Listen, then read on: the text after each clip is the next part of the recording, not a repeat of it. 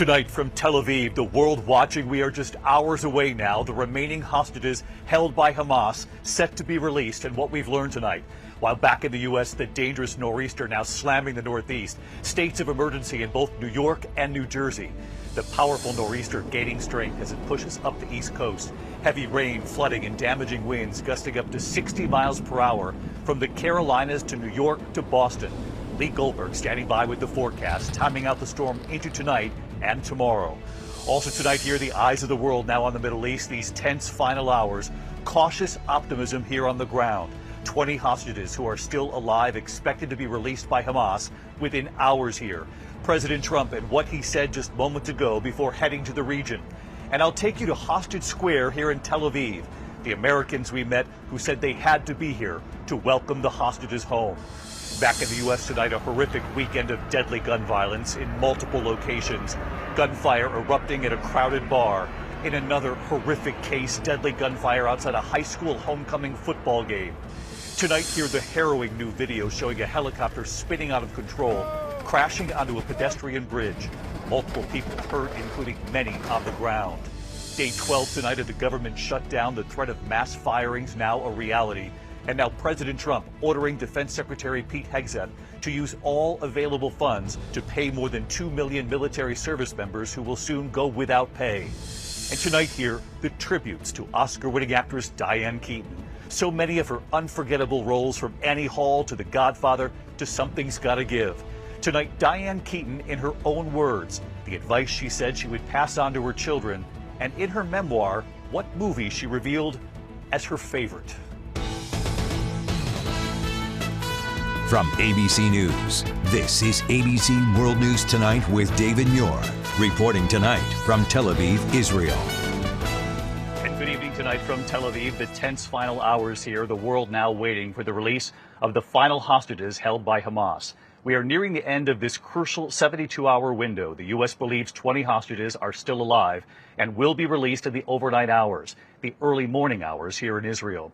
What President Trump just said about this tonight before heading to the region.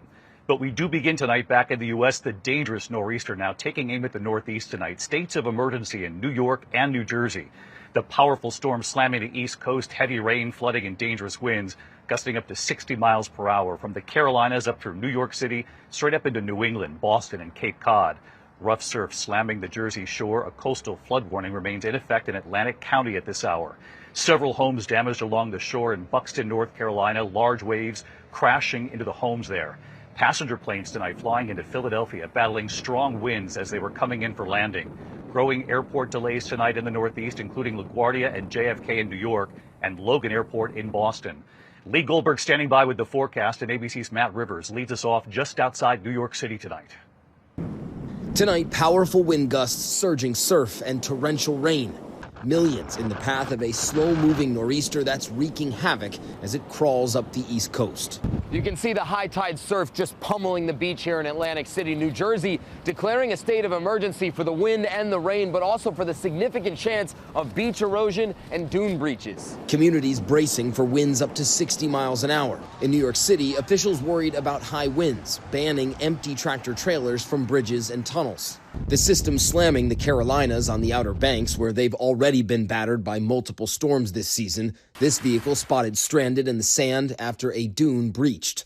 Rainfall rates over an inch an hour in some spots, inundating downtown Charleston. And these images from North Myrtle Beach showing the devastating erosion, creating massive cliffs along the beachfront. The high winds causing headaches for air travelers. More than 5,000 flights delayed and counting, mostly at Northeast airports. And David, it's low tide here at the beach in Atlantic City, but this is a slow-moving storm. It's going to be around for a while, which means that when high tide rolls back in, the threat of coastal flooding will come back with it. That threat will be with us for another day.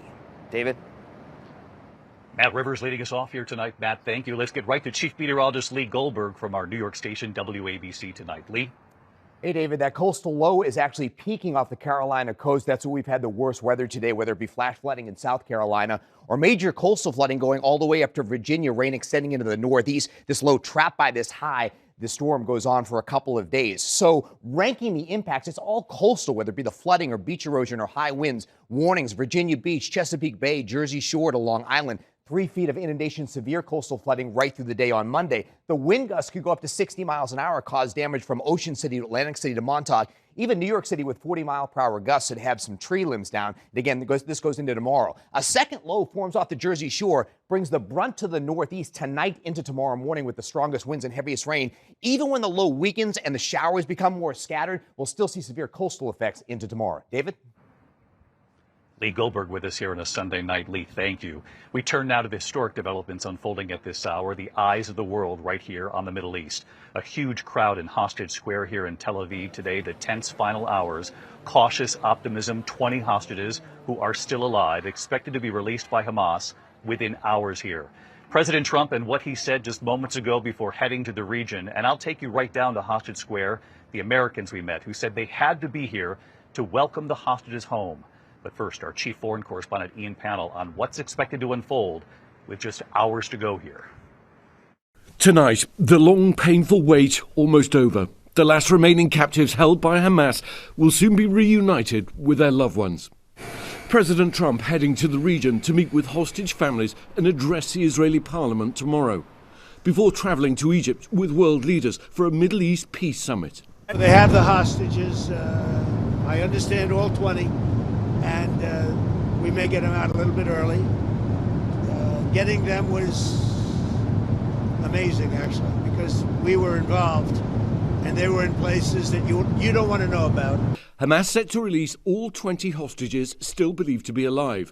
The deceased hostages include the last female and Americans Oma Nutra and Itai Chen. Some are expected to be returned tomorrow, though not all the bodies have been recovered. It's a mixed bag of emotions. On one hand, there's the excitement of what is going to wait for us in 24 hours from now, but also there's a lot of anxiety. In exchange, Israel says it'll release nearly 2,000 Palestinian prisoners. In Gaza today, desperate crowds swarming aid trucks as hundreds of thousands of Palestinians return to what's left of their homes, as they too recover the bodies of their loved ones from under the rubble. This was the most beautiful place, Mahmoud Abu Amira said, standing near the rubble of his home. Life isn't life anymore. Imagine your house, your memories, your work, your school, your whole world being destroyed.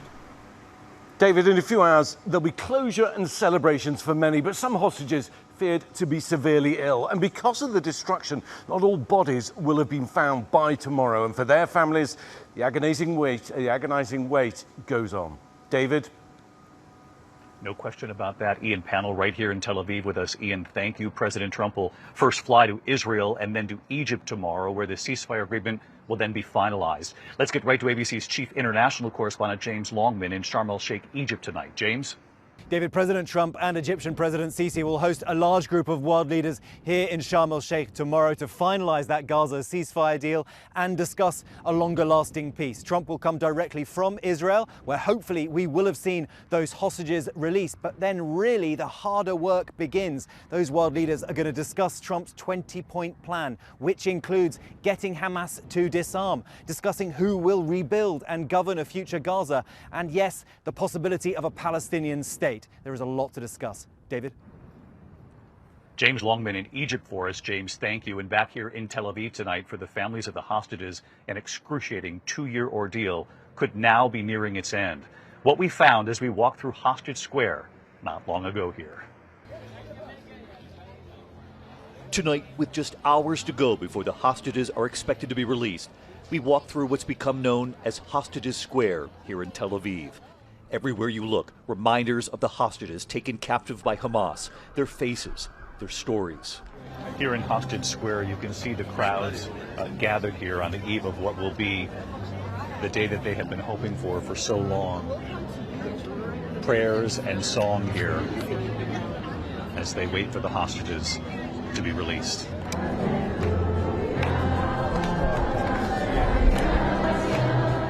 The crowd quietly singing Alleluia. There is cautious optimism here, a mother and her son. Are you nervous in these final hours? Yes. Very nervous. Yes. Hoping that what's been promised happens. A lot of hope, yes. We notice the yellow ribbons here too. Amit wearing one in her hair and one on her jacket, just as she has done for 2 years and 5 days now. You've had this yellow ribbon on for a long time now, huh? Yeah, a really long time. I'm very happy to take it off tomorrow, next week, when we can, even though it's probably not going to be full behind us. We have a lot of healing to do. We meet a young American man from Los Angeles. Tuvia Kramer was here when news of the ceasefire broke. He told me he had to stay to see the hostages return. To be here in the hours before these hostages are supposed to be freed. To live for 2 years with hostages, and you see the videos coming out where they're not really getting fed, and you have promises here and there where there's supposed to be a deal, it doesn't go through, and finally you're really in those final moments. The final moments before they could see some of those faces again. And we met this man, wearing the face of his own father on his shirt. Rotem Cooper is waiting for his 84-year-old father's remains to be returned. Both of his parents were taken captive by Hamas. His mother was released. He never saw his father again. In addition to the hostages now expected to come home soon, he's hoping the remains of loved ones come home too. And now you wait for your father's remains. Yeah, I think that's it's surreal kind of to think that if we are suspecting not all of the hostages that are no longer alive going to be returned within the 72 hours window. The lucky one, so to speak, which is a weird thing to say, that you were going to be going to a funeral. While we were in the square, it is impossible to miss. The wait so far for so many here, 736 days, 14 hours, 42 minutes, and counting. And that clock will, of course, continue to count until those hostages are home. ABC News will have live coverage of the hostage release once it begins. Our team right here throughout the region. We will come back on the air with major developments as they unfold over these next crucial hours here. Meantime, back in the U.S. tonight, a horrific weekend of deadly gun violence in multiple locations. At least 4 people were killed, more than a dozen injured when gunfire erupted at a popular bar on St. Helena Island off South Carolina. Police investigating multiple persons of interest. And at least 6 people were shot and killed during a homecoming party following a high school football game in Leland, Mississippi. Police searching tonight for suspects in both incidents. Tonight, day 12 of the government shutdown. President Trump now ordering Defense Secretary Pete Hegseth to use, quote, all available funds to pay 2 million troops set to miss a paycheck on Wednesday. The White House using the shutdown to fire an estimated 4,000 federal workers. And tonight, a warning that that number will rise. Mass layoffs already at HHS, the Department of Education, and the Treasury. Tonight here, the tributes are pouring in for Oscar-winning actor Diane Keaton. She was an original. From Annie Hall to The Godfather to Something's Gotta Give. Tonight, Diane Keaton, in her own words, her humor, her talent, her kindness, and she reveals which movie was her favorite. Hi. Oscar-winning actress Diane Keaton was original in every way. Her singular style. She was bold, fearless, independent. Yes, I definitely think that this is the best of all possible worlds. Starring in some 100 movie and television roles. You say you love me, and then you talk about allowing me to leave. Opposite Al Pacino, playing a mob wife in the Godfather trilogy. But you hate me. You hate me. No, I don't hate you. I dread you. God, winning an Oscar for Best Actress in Woody Allen's Annie Hall, a role she was often compared to in real life. Oh, God, Annie. Well. Oh, well. La-di-da, la-di-da. I never said la-di-da in my life until he wrote it. But I was a person who, as you know, couldn't complete a sentence, so he did get that right. She was nominated for 3 more Oscars over her storied career. Opposite Warren Beatty in Reds in 1981. Opposite Leonardo DiCaprio, Robert De Niro, and Meryl Streep in Marvin's Room in 1996. Love you very much. Years later, Meryl Streep would present an American Film Institute Lifetime Achievement Award to her friend Diane. Diane Keaton, arguably the most covered up person in the history of clothes, is also a transparent woman. There's nobody who stands more exposed, more undefended, and just willing to show herself inside and out than Diane. Can't imagine the 70s, 80s, 90s, 2000s without you. Love you, Diane. So does everybody. The truth is, it goes by fast, doesn't it? Like the blink of an eye. Yeah. In her memoir, Diane Keaton would reveal her favorite film was Something's Gotta Give in 2003 with Jack Nicholson. Can I ask you one other thing? What's with the turtlenecks? It's the middle of summer. No, seriously, why do you care what I wear? Just curious. I like them. I've always liked them, and I'm just a turtleneck kind of gal. You never get hot? No, Never. not lately. But there were so many roles where her iconic comedic instincts would shine. You don't realize that you've been dealing with one of the greatest minds you've ever seen. Yeah, and his isn't so bad either. Yeah. Father of the Bride with Steve Martin, Baby Boom, Do you have anything to check? Yes. No. And don't tell me what to do. And The First Wives Club with Bette Midler and Goldie Hawn, just let me be myself. That's all I ask of you. Diane Keaton never married. It was something she had no problem bringing up, once setting the record straight on The Ellen Show. Right, but you don't want to get married. Oh, I'd like to get married, yeah. You got that wrong. I didn't know that you wanted to get married. I thought. Very bad. And what happened was nobody ever asked me. Oh. Well, somebody will now. No, I don't think so. Not after this show. Growing up in California, the oldest of 4 children in a close family. I had a surfboard. Yeah, that's me. I know, it's hard to believe, but that was our life. We were a very Southern California family. She would write plays and direct her own siblings in home movies. Her parents would encourage her to pursue a career in Hollywood. I think that that is really, really what gave me and propelled me into moving forward with my dreams. She started her own family at the age of 50, adopting the first of 2 children, Dexter and Duke, who she said she loved deeply. Over the weekend, we learned Diane Keaton died at the age of 79 with loved ones. Tonight here, Diane Keaton in her own words, the advice she once said she hoped to pass on to her children, beginning with the daughter she adopted first. I really, really, really think that it would be great to have a huge, huge, huge appetite for life. I mean, I really wish that for her. I hope that she embraces it enormously, every aspect of it. Headstrong. I hope that she's brave, and I hope that she's curious and excited and interested, because that'll pull her through. And it was not long ago she told our Will Reeve, who asked her what she would say to her younger self just starting out. Instead, Keaton turning the focus to who she would thank.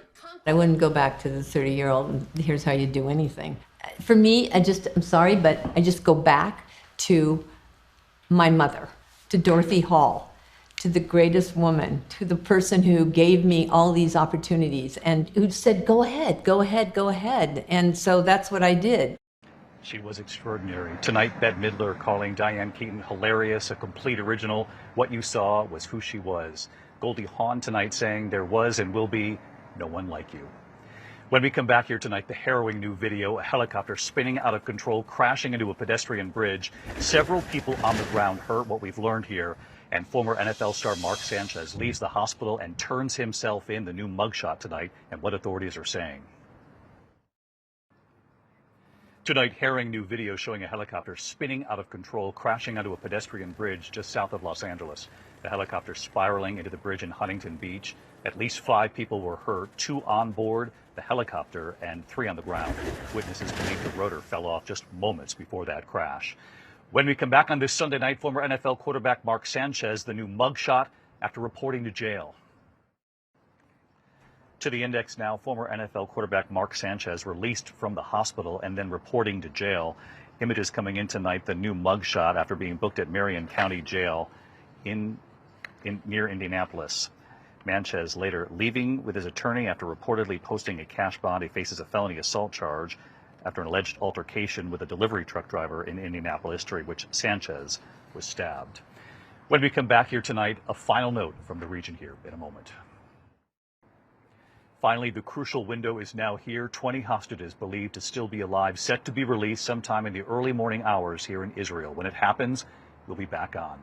Good night. David Muir, the most watched newscast in America. And now, ABC's World News Tonight has won the Emmy for Best Live News Program for the third year in a row.